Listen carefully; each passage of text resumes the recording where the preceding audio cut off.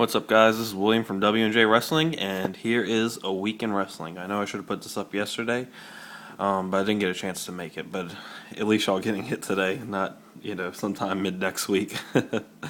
So let's go and jump into Raw. It was pretty cool. The show started off with the finals of the tag team tournament, where Road Scholars beat Rey and Sin Cara in the finals to go on Hell in a Cell to face Team Hell No. I've said it before in previous videos. Just to me, it seemed like it was obvious these guys were going to win from the beginning. But still, it was a really good match. I enjoyed it, and be waiting to see what happens tonight in this match. Kofi beat Michael McGillicuddy in the match. It was a very good match because McGillicuddy is definitely great in the ring. They just need to do something with him. Legacy 2, Kurt Hennig. So yeah, but it was a good match. It was just to make Kofi look good going into Hell in a Cell to defend the IC belt.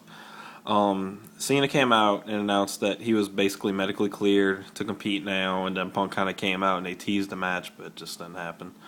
Then Gabriel beat Cesaro, and I think it was a rematch from last week. So now it leads us to wonder, is Gabriel going to get a shot at the U.S. title? So it's a possibility it can happen tonight at Hell in a Cell, or they might save it for Raw or something. We'll see what happens.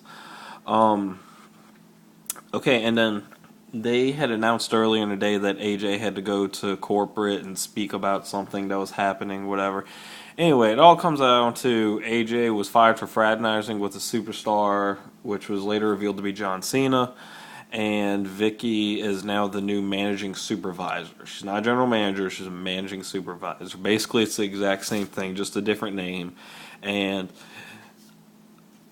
to me, and I say just to me, but I read articles about this too, because I thought about it immediately when it was like AJ's fired for fraternizing. I'm like, Vicky's been with Dolph for like the past 2 years. She was with Edge and, whoever else. So it's like, that's just kind of doesn't make too much sense. So we'll see where WWE's planning with this. Ryback beat Miz, which was disappointing. It was just essentially just Ryback destroying Miz.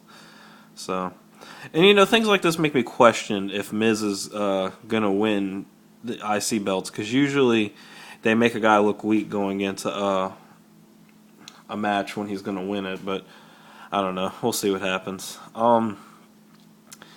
Caitlyn confronts Eve about what was on her iPad, which basically was revealing that Eve had Oksana attack her at, what was it, Night of Champions, to where Eve ended up getting her title shot there, and so it just got set up where it didn't get set up till SmackDown. So yeah, but regardless, it just sets up for SmackDown, where Teddy announces it's a triple threat. But as you see, I say where a ref grabs Layla's crotch. Me and my girlfriend were watching, and she pointed out that the ref just blatantly just grabbed Layla in the crotch when he was restraining her, and I just thought it was funny, and I'd like to mention it. Ziggler beat Bryan in the match. This was a phenomenal match. It was definitely really good. It was definitely like a main event world title match worthy match. They were great. They both did an excellent job. So yeah, but Ziggler ended up winning when Kane started trying to get the crowd behind Bryan, saying yes, yes, yes, and Bryan was like, no, no, no, and Ziggler hit the zigzag, and that was it. But it was still a great match. Big Show beat Kane. Like I said, they've just been trying to make Show look really dominant going into his match at Hell in a Cell. Del Rio beat Ryder. This was a pointless match to me. I don't know why WWE constantly wants to bury Ryder. I get the idea behind it. They're like, oh, if the bad guy beats the extremely popular face, he looks strong, but at the same time, it's Zack Ryder, the guy y'all, push, stop pushing, and then just kind of been having get squashed for the past, since like the beginning of the year now, yeah. Punk beat Sheamus in a lumberjack match. I hate lumberjack matches, I've said it before. The match ended with Big Show chokeslamming Sheamus and Punk just pinning him for the win. Then Ryback comes out and just tears Punk apart. The lumberjacks kept throwing Punk back in, so Ryback just kept doing different stuff to him. I thought it was kind of cool when he powerbombed him, because he just like picked him up and threw him, and Punk landed his feet on his shoulders and then he powerbombed him. Next up, main event. I'm still enjoying main event. They're doing a great job with it. They did the little video montage for Ryback and Ziggler, and they're both good. And it was just, this was disappointing though. It was a very short, just Ryback squash match. He just dominated Ziggler, and I just thought that was really dumb. They could have let the match go on for a while. I mean, everybody else's match on main events have been like 20 minutes long, and this one was not that long. It was like maybe 10 minutes. I can't really remember though, to be honest. Next up, Del Rio came out and beat Sin Cara. It was a pretty good match actually. Bocce didn't botch up too much. And so yeah, and then I don't think I made a slide for it, but basically Orton came out and the primetime players and all that, and the main event for next week's episode is Del Rio with PTP versus Orton and Sin Cara and Ray. Moving on to TNA. Wow, we are running through this episode fast. RVD beat Zema Ion to retain his X Division title. It was an alright match. Just again, like Bound for Glory, this wasn't really a feud. It was just matches. That's all it really was. Nothing special about it. The matches were okay. I wasn't really impressed with them though. So yeah, I'm hoping they create this Joey Ryan RVD feud, and Joey Ryan gets the belts. Yeah, I think that's what I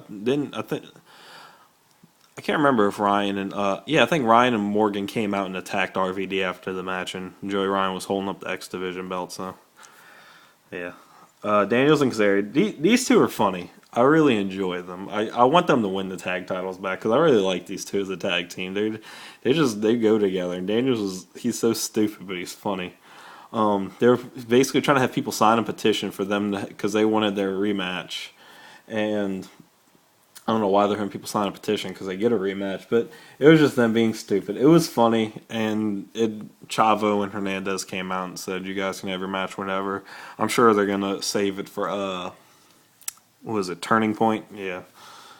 Joe beat Robbie T to retain the TV title match. It was actually not a bad match. It was pretty cool. We really don't get to see a whole lot of Robbie T in the ring, and he's really not that bad. It was a good match. I think Joe put him in the sleeper about like 10 times until he finally locked it in for good. Aries beat Anderson with brass knuckles. Okay, this is something I wanted to talk about here.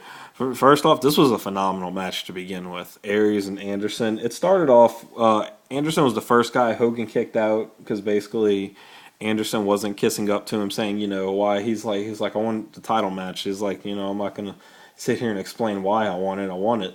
And so Hogan's like, well, you got to go. And Aries was just outside kind of picking at everybody. And basically these two bumped heads, and it led to a match. It was a great match. They both put on a phenomenal job.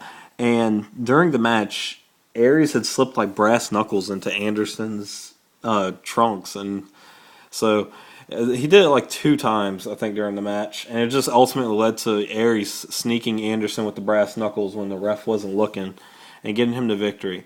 And what I liked about this is we don't see this a lot, especially in WWE, where heels, do something dirty like that to win. Because if you notice a lot, now it's like there's mostly interference from somebody, or the champion tries to run off with the belt or something like that. We don't get to see a lot of guys like cheating with the ref not looking and getting the match without having to be some kind of interference. And I miss that about wrestling, and I think WWE could use that. I mean, if you don't want to give the heel the clean victory, you don't always have to have someone interfere. Have them cheat. This is a perfect example of something you can do. And so I enjoyed that the most out of this match, is seeing a heel secretly cheat to win. Not that Aries really had to, because they both put on a phenomenal match, but I just thought that was really good. I spent a lot of time talking, so I'm going to continue in the next video, guys.